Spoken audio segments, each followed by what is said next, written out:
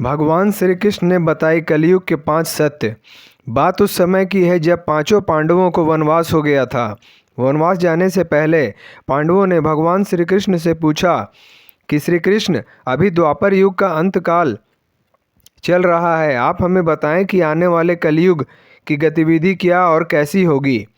श्री कृष्ण जवाब देते हैं, मैं तुम्हें इसका सीधा सा उत्तर तो नहीं दे सकता, लेकिन हाँ, तुम पांचों भाई वन में जाओ और वन में जो कुछ भी दिखे मुझे आकर बताओ।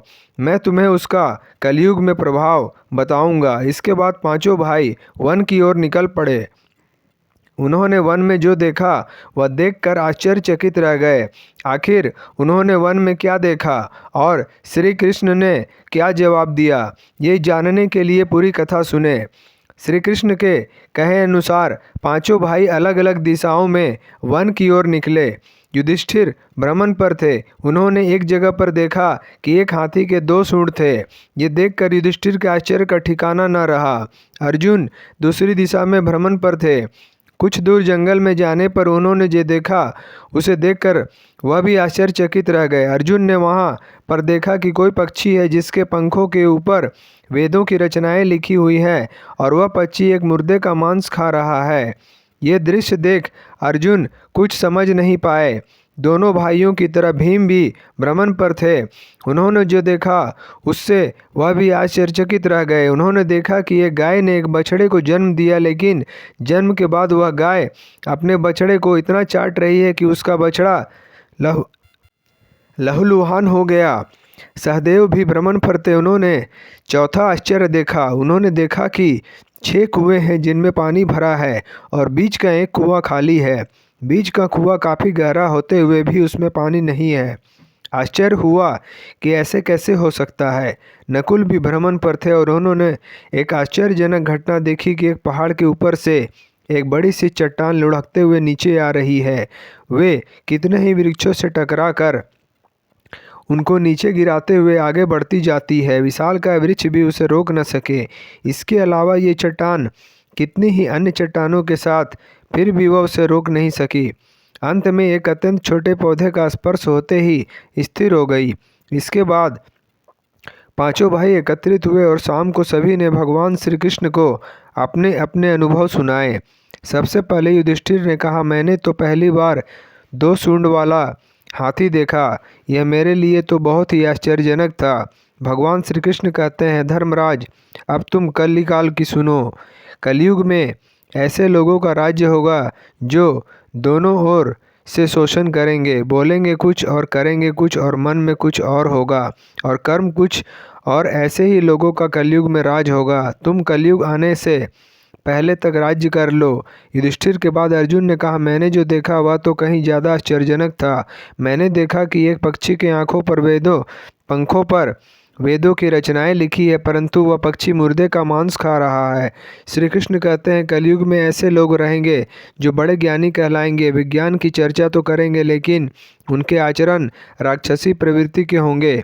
वह बड़े पंडित और विद्वान कहलाएंगे, किंतु ये देखते रहेंगे कि कौन सा मनुष्य कब मेरे और संपत्ति हमारे नाम से कर जाए। हे अर्जुन, संस्था के व्यक्ति विचार करेंगे कि कौन सा मनुष्य मरे और संस्था हमारे नाम पर हो जाए। हर जाति धर्म पर प्रमुख पदों पर बैठे व्यक्ति विचार करेंगे कि कब किसका श्राद्ध हो और कौन कब किस पद से हटे और हम उस पर चढ़ जाएं। चाहे कितने भी बड़े लोग हों, परंतु उनकी दृष्टि धन और पद के ऊपर ही रहेगी। ऐसे लोगों की ही बहुतायत होगी। अर्जुन के बाद भीम ने अपना अनुभव सुनाया। भीम ने कहा कि एक गाय अपने बछड़े को इतना चाटती है कि बछड़ा लहूलुहान हो जाता है। ऐसा क्यों? श्री कृष्ण कहते हैं, कलयुग का मनुष्य शिशुपाल हो जाएगा। कलयुग में माताओं की बच्चों के लिए ममता इतनी बढ़ जाएगी कि उन्हें अपने विकास का अवसर ही नहीं मिलेगा। मोह माया में ही घर बर्बाद हो जाएगा। किसी का बेटा घर छोड़कर साधु बनेगा तो हजारों व्यक्ति दर्शन करने आएंगे, लेकिन यदि अपने बेटे ने साधु बनना चाहा तो रोएंगे कि मेरे बेटे का क्या होगा। इतनी ज़्यादा ममता होगी कि उसे मोह माया और परिवार में ही बांध कर रखेंगे। उसका जीवन वहीं खत्म हो जाएगा। वास्तव में लड़के तुम्हारे नहीं हैं, वे तो बहुओं की अमानत हैं और लड़कियां जवाइयों की अमानत है और तुम्हारा ये शरीर मृत्यु की अमानत है। तुम्हारी आत्मा परमात्मा की अमानत है, इसलिए तुम्हारा अपने शाश्वत संबंधों को जानना आवश्यक है। भीम के बाद सहदेव ने पूछा कि श्री कृष्ण, मैंने यह देखा कि 6 पूरी तरह जल से भरे हुए बड़े कुएं के बीच एक गहरा कुआं बिल्कुल खाली है, जबकि ऐसा संभव कैसे हो सकता है?